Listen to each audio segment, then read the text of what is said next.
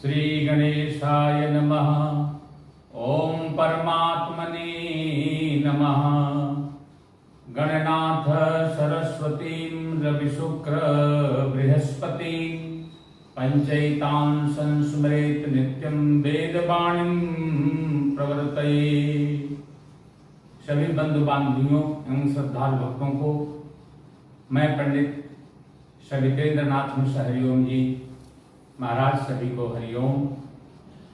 ज्योतिष श्रृंखला को आगे बढ़ाते हुए पहले वीडियो में मैं आपको वार तिथि और पक्ष का ज्ञान दिया और बता दें कि 27 नक्षत्र होते हैं जिसकी चर्चा मैं बाद में करूंगा, लेकिन आज मैं 12 भाव और 12 राशियों पर चर्चा करूंगा आप लोगों के बीच। तो आइए सभी ज्योतिष जिज्ञास कापी कलम ले लें और ध्यान दें कि 12 राशि एवं 12 लग्न होते हैं। जो राशि होती है वही लग्न भी होता है। तो पहले मेष, दूसरा वृश्चिक, तीसरा मिथुन, चतुर्थ कर्क, पांचवा सिंह, छठवां कन्या, सातवां तुला, आठवां वृश्चिक, नौवां धनु, 10वां मकर और 11वां कुंभ, 12वां मीन। मित्रों, ये राशि का भी नाम है और यही लग्न का भी नाम है। तो आइए कुंडली के 12 भावों की चर्चा करता हूं। आप ब्लैक बोर्ड पर देख रहे हैं कि 12 भाव है। ये 1 2 3 4 5 6 7 8 9 10 11 12। मैंने चर्चा किया कि 12 लग्न, 12 राशियां और कुंडली के 12 भाव। ध्यान दीजिएगा, फिर से एक बार मैं बता रहा हूं। 1 2 3 4 5 6 7 8 9 10 11 12। मित्रों, मैं प्रथम भाव का चर्चा कर रहा हूं। ये प्रथम भाव है जहां पर 1 लिखा हुआ है और इसको तन भाव कहते हैं। तन माने शरीर और लग्न भी इसको कहते हैं। दूसरे भाव का नाम है धन भाव। तीसरे भाव का नाम है सहज भाव और चौथे भाव का नाम है सुख भाव। पांचवें भाव का नाम है विद्या भाव। छठे भाव का नाम शत्रु एवं रोग का भाव। सातवें भाव का नाम है स्त्री।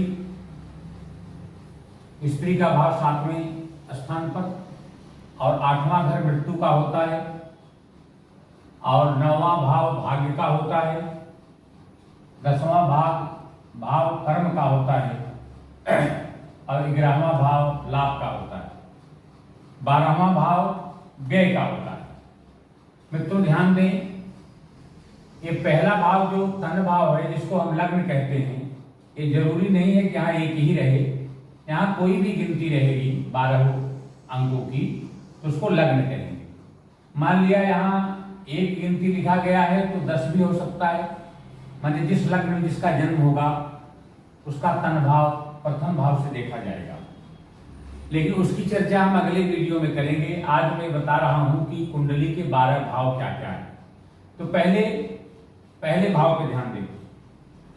पहले भाव तन भाव और लग्न भाव जिसको कहते हैं, उसमें आपके शरीर का सुख कितना है और आपकी आकृति कैसी है, आपका रूप रंग कैसा है, आप कितने विवेकशील हैं और आरोग्यता, आयु और आत्मबल, ये सब पॉइंट ये पहले भाव से देखा जाता है। फिर से सुन लीजिए, शरीर का सुख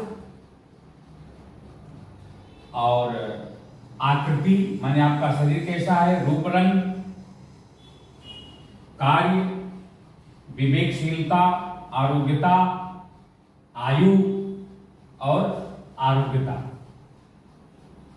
आध्यात्म बल, ये रहा तन भाव का।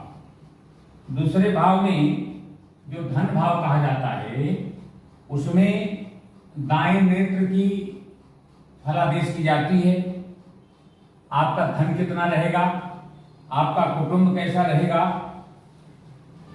आप बंधन में तो कभी नहीं जाएंगे, ये सब चर्चा दूसरे भाव से होता है। तीसरे भाव में पराक्रम का भाव देखा जाता है और सहोदर भाइयों का, छोटे भाइयों का भाव यहां से देखा जाता है। आपका धैर्य कितना है, नौकर चाकर कितने रहेंगे, आप श्वास बली हैं कि नहीं हैं, और आप गला और छोटे भाई का भाग यहां से देखा जाता है। चौथा भाव जो सुख का भाव है, यहां माता का सुख और आपका गृह, अस्थाई संपत्ति, वाहन, कितने प्रकार की गाड़ियां होंगी, और फेफड़े, निमोनिया और क्षय यानी बीमारी का भाव ये चौथे स्थान से देखा जाता है। पांचवें स्थान से विद्या, बुद्धि, संतान, प्रेम विवाह, नौकरी, उदर रोग और गर्भाशय, ये सब की चर्चा पांचवें भाव से होती है। छठे भाव में शत्रु, रोग, चिंता, पीड़ा, मामा, मुकदमा आदि का भाव छठे भाव से देखा जाता है। सातवें भाव से मित्रों ये देखा जाता है कि आपका स्त्री कैसी होगी, विवाह कहाँ कब होगा, किस दिशा में होगा, दैनिक रोजगार, विवाह की कामाक्षा, तलाक, जननेंद्रिय संबंधी बीमारी, पति पत्नी का रंग कैसा रहेगा, वो सातवें भाव से देखा जाता है।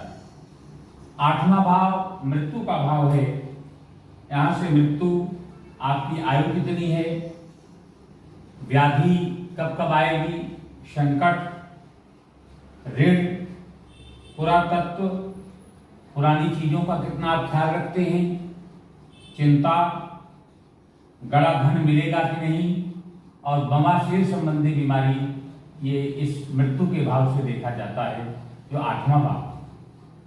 और नौवें भाव में भाग्य का भाव है। पहले तो आपका भाग्य देखा जाता है, फिर धर्म, आप कितने धार्मिक बनेंगे, या विद्या, प्रवास, आपका रहन सहन कैसा होगा, तीर्थ यात्रा कितना करेंगे, धन, संतान, विदेश योग है कि नहीं, ये भाग्य भाव से देखा जाता है।